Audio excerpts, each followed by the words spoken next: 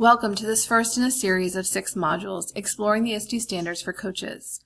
These modules were developed by experienced coaches from Advanced Learning Partnerships for the Site-Based Technology Specialists in Fairfax County Public Schools.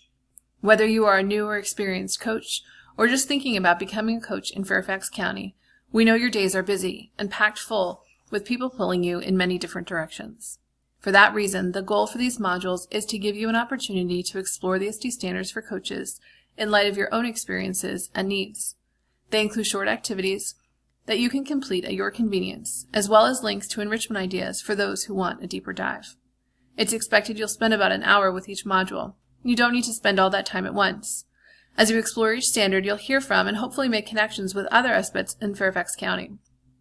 You should also create some resources that should be immediately applicable in your role as a coach. Whenever possible, videos and podcasts are available for download or streaming in case you want to take your learning on the road. Let's get started with the first ISTE standard for coaches, visionary leadership.